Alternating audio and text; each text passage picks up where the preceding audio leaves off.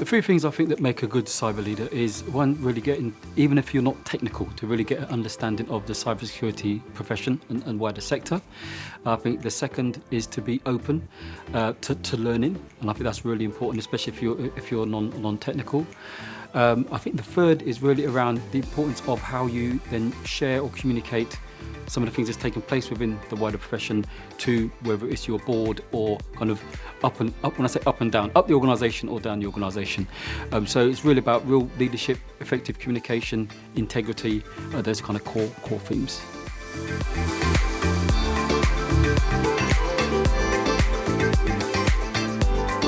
So I think one is really, it's about taking people from where they are and then taking them on the journey of how they can then not so much be more professional, but how they can then share and hone in on the skills that they've already developed.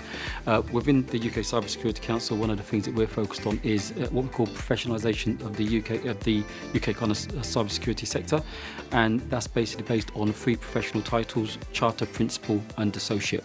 And what that's really around doing is trying to make the profession on the same vein as accountancy, law, engineering. So we've got kind of professionals working at that kind of level, either on a technical kind of professional level or on a kind of more generic as a real leader, where they've got more breadth than depth of understanding within the profession. So I think one of the key things we need to do as a profession is to accept people where they can use their transferable skills from a different sector, different profession to join our sector, but then what skills and development do they need then to kind of be, I say, on point, to basically be at the right level to then kind of showcase some of the work that they're doing and some of the challenges they're facing.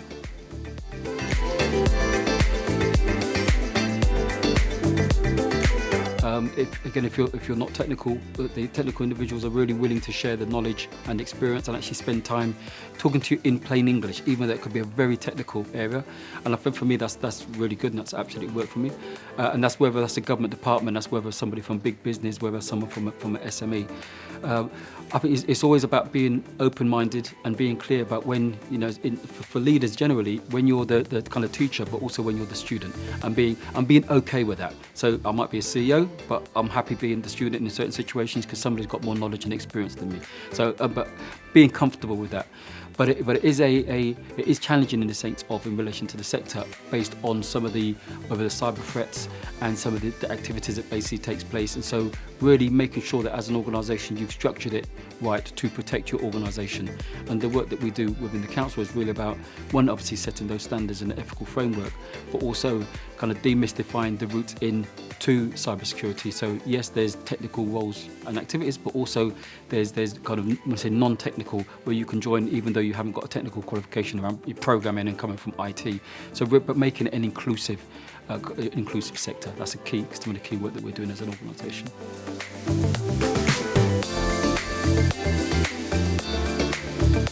It's always a balancing act. I think you need to put in the basic safeguards into your organisation, and the first thing around that is really about recognising or really creating what are some of the key risks, and that's about kind of risk register, risk log, so being clear about what's the key risk in your organisation. So whether that relates to IT, people, finances, but making sure that cybersecurity and how you secure your organisation and information on all the security levels, that's in your risk register. Being clear about how that's rated in your risk log, but also what your mitigation plan is. So, and also what your risk appetite is. So, but if you don't identify it, then in a sense, all of a sudden, it will just nibble you on the knees or on the ankles. So it's really important that when you kind of identify, and that's again about talking to other people, other organisations, having a look at their risk registers. It's important to log, then put the mitigation plans in based on the risk appetite for the organisation.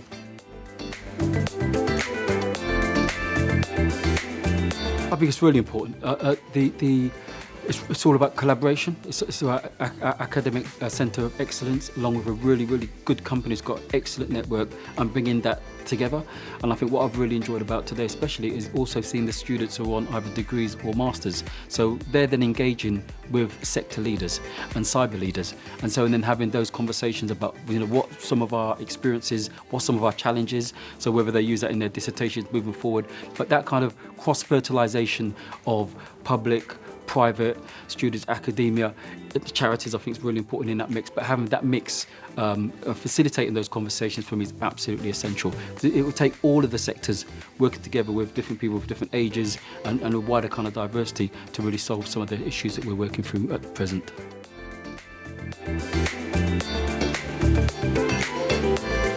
I think now's the time to invest in leadership skills in cybersecurity, because it is around professionalisation of the profession, and so it is around, some people have been in the profession for many years, but they haven't done much work. They might be very technical in the sense of their knowledge of security architecture, around security testing, audit and assurance, but in relation to that wider management piece around communicating back to the board, management, leadership, that will need some honing.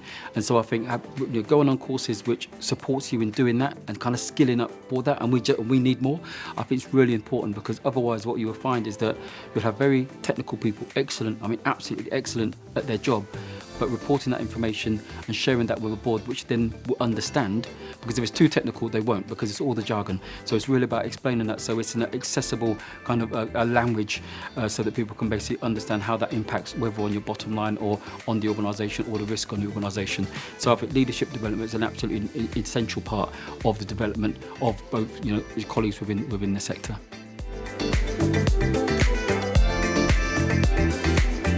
Personally, I would say all. I think there's different courses, different levels and different price brackets. So it's about affordability. So sometimes, some will be one-day courses because it's about just raising basic awareness. Some will be online.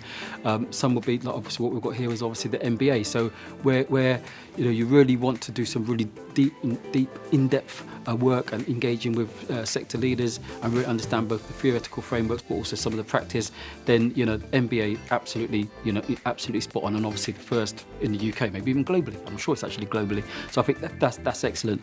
But also, when I always talk about the public, private and charity sector, in a charity where small charity, small budget, there are some courses which would then be challenging. So it is then we're looking at things like bursaries, etc. Or it's just courses which will just bring them up to speed, because some of the current issues that we're finding is where in some organisations, public and charities especially, because they're not aware or they don't see cybersecurity or not aware even of cybersecurity as an issue or threat, they weren't not going to invest in it because it's not an issue until something happens. So just raising awareness and going on an awareness course and making that available, sometimes for free or for kind of minimum, that would be advantageous. And as they get more in relation to their cyber understanding of what we need to do to protect our organisation, then they will start to commit funds against that. It's exactly the same as health and safety. Health and Safety Act 1974, really important part of legislation. To tick off the boxes in your risk register, somebody needs to have done those courses.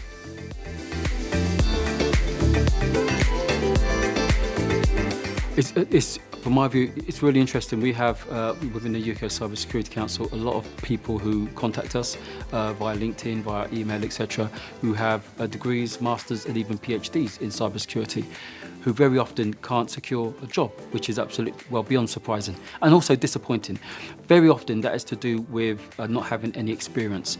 So really, for me, it's really important that programs also within the curriculum have some experience and engaging with the profession at the same time. So otherwise you end up with a qualification, certification, no experience.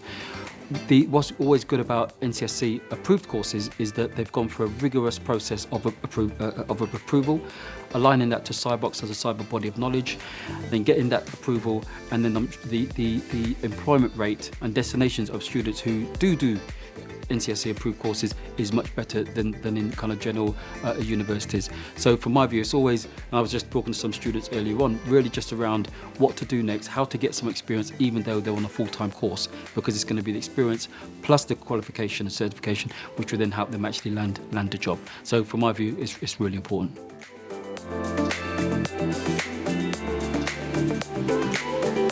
Technical skills is important, and technical skills is essential in some specific cyber specialisms. So security testing is a good example. But what you need the diversity of thought.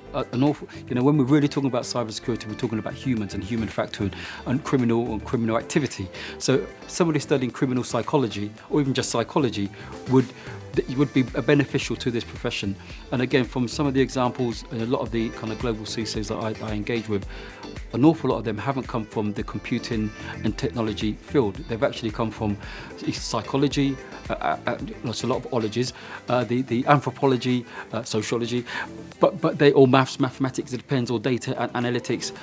And then a few basically from kind of programming and IT and computing, which we need also. So just to say, but the gross majority actually, as long as you've got an analytical mind, problem solving and the right attitude, then and a lot of the really technical work can actually be taught. And I think that's a really, really important message.